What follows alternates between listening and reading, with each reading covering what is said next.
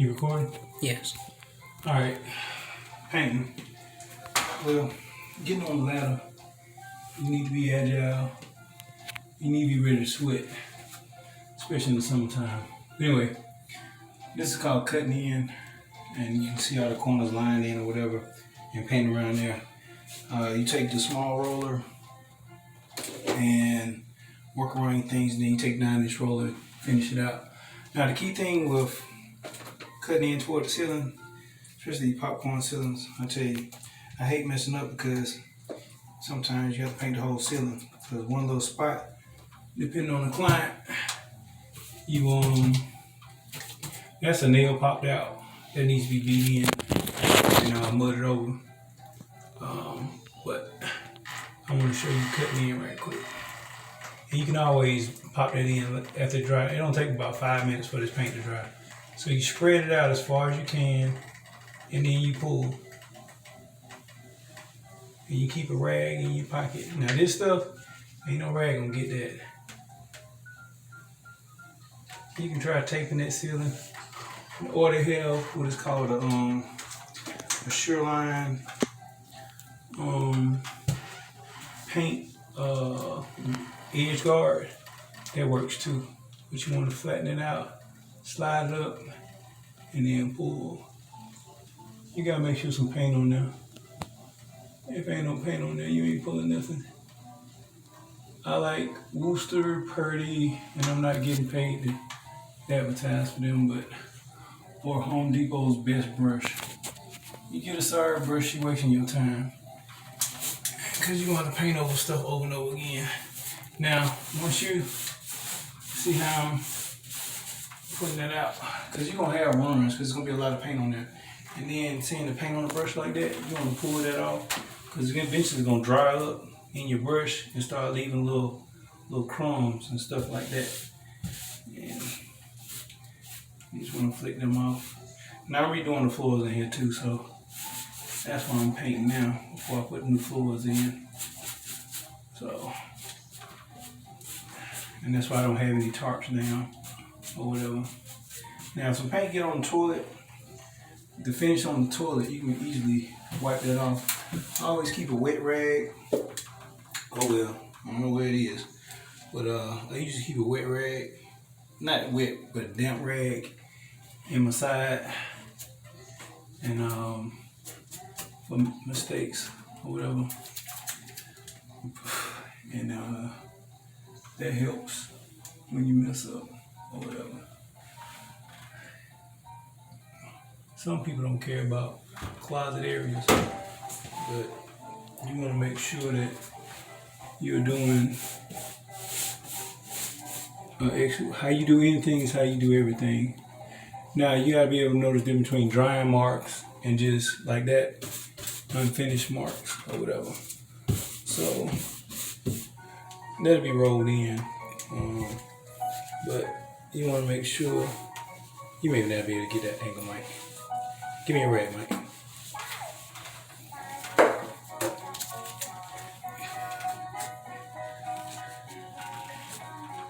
Don't worry about that. I'll scratch that off. I got paint trim anyway.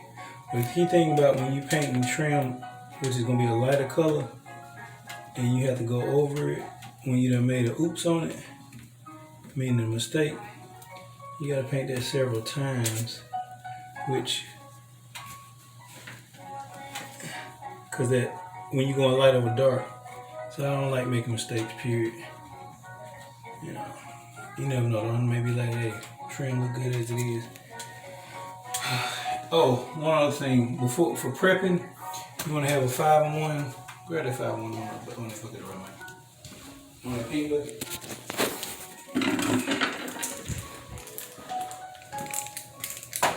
Of course, this is like a 16-in-1. You know, but anyway, you want to take this General Tool, little nicks. You know, I don't see any scratch marks on them out, but you take any imperfections in the wall, little crumbs. Like if you see a crumb like this on the wall, you just pop it with that.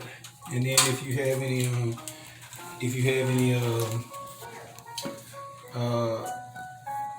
spots that like this nail hole right here. You'll pull that out, put some spackle on it, and smooth it out, especially on the wall or what have you. This ceiling is a different. I don't even want to touch that right now. Ceiling is a whole different project. So when you're doing the corners, you get some paint on there. See how it's dripping off? That's too much. So you pat it off. Then you shove it in there and open that thing up. All you care about is the corner, because you can take the roller and hit them sides with it. You want to get enough of the corner. This is a 2.5 inch brush that I'm using to cut in with. The better you get with now, ultimately, this is ergonomic, which for your hands, help you from getting that carpal tunnel. Now this right here, you can grip like this if you're an amateur, and then to give you more control. Then as you get more comfortable with it, you can grab from back here, because the concept is widen that brush out. So you want to widen that brush out until it's all the way open, and then you just slide with it. But you gotta have some paint on there, so it ain't gonna slide. And you always come back and get that first initial spot and kind of pull them paint lines out, them brush lines out. And now let's say, since I'm talking about brush lines, all right, so this is called feathering. I don't know why it's called feathering, but maybe they used a feather back in the day. But you do it lightly, all different directions or whatever. Now you be careful with that, not to have a lot of paint on it, because you get the splashing and stuff all over the place. But you just pull, pull, pull.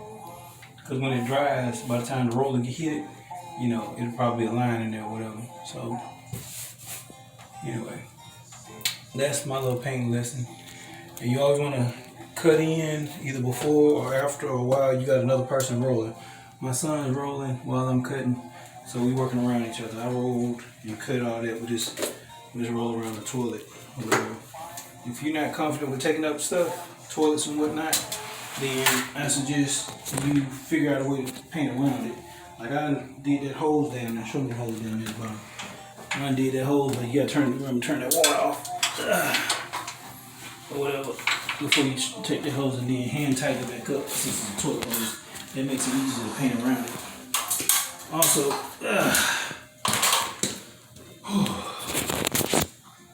you did a pretty good job, Mike. Except for that spot on the ceiling, bush in the head. Anyway, you see that over there? See how that light? See this right here? So you need to go back over that. And that right there. Alright. But everything else looks pretty well covered. So I'll touch that up.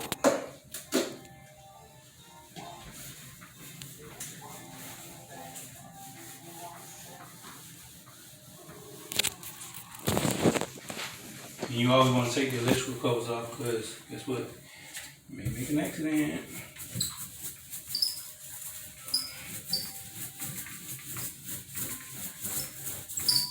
Now that little booger right there, because I ain't been using this roller a lot, you need to have some way you can wipe it off at. Because you step on a booger like that, it's going to be wet. And you might track it all over before it's going to somebody's carpet or something like that. Now, around this mirror, cut in. Alright. And this right here, you need to scratch that off.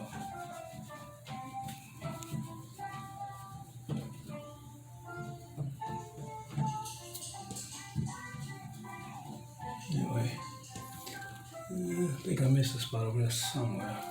Anyway, I can't really see with this light, and the daylight is changing on the evening time. I see it.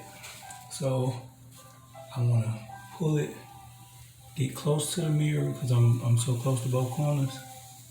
Now this is kind of technical right here. Now I'm gonna show you the easy way. The easy way is just go ahead and paint it, mess it up, get your rag. But you see how I'm pushing it down to get to touch it? Get it to touch and then pulling it up. That's what you want to do. I mean, shit, I remember mess it up that bad. Alright, so then you take your rag.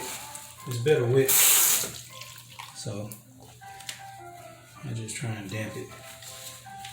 But you can take your finger, stick it in there, and pull. And you can get that wet paint off of there, off of the backsplash real heavy. You want to be careful not to wipe the paint off.